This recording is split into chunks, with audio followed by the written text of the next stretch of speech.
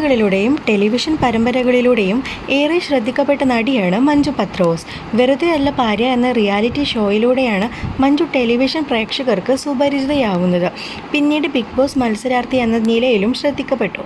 നിലപാടുകൾ തുറന്നു പറയുന്നതിൽ മടി കാണിക്കാത്ത താരം ആറ്റുകാൽ പൊങ്കാലയിൽ പങ്കെടുത്തതിൻ്റെ അനുഭവങ്ങൾ പങ്കുവയ്ക്കുകയാണ് ഇപ്പോൾ. ഞാൻ ക്രിസ്ത്യാനിയിൽ വളർന്ന ഒരാളാണ്.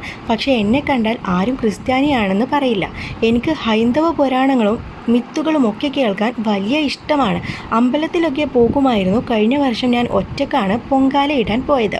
സുഹൃത്തുക്കളാരും ഉണ്ടായിരുന്നില്ല. എന്തുകൊണ്ട് ഇതുവരെയും ഞാൻ പൊങ്കാല ഇട്ടില്ല എന്ന തോന്നൽ ഉള്ളിൽ തോന്നി. അങ്ങനെയാണ് ആദ്യമായി പൊങ്കാല ഇടാൻ പോയത്.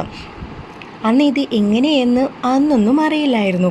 എന്താണ് മേടിക്കേണ്ടത് എന്നൊന്നും അറിയില്ലായിരുന്നു. ഫ്ലാറ്റിലെ ചേട്ടനാണ് സാധനങ്ങൾ മേടിച്ചു തന്നത്. അടുത്തുണ്ടായിരുന്ന ചേച്ചിമാർ പറഞ്ഞു തന്നത് കേട്ട് ഞാൻ ഇട്ടു. അന്ന് എനിക്ക് കിട്ടിയ സംതൃപ്തിയും സന്തോഷവും സുഖവും ജീവിതത്തിൽ മറ്റൊരിക്കലും കിട്ടിയിട്ടില്ല. ആറ്റുകാലമ്മ എൻ്റെ അടുത്ത് വന്നിരുന്ന ഫീലായിരുന്നു. പൊട്ടിക്കരഞ്ഞാണ് ഞാൻ ചോറുണ്ടാക്കിയത്. ഇനി ഒരിക്കലും പൊങ്കാല മുടക്കില്ല അന്ന് എന്ന് ഞാൻ തീരുമാനിച്ചു എന്ന് മഞ്ജു പത്രോസ് പറഞ്ഞു.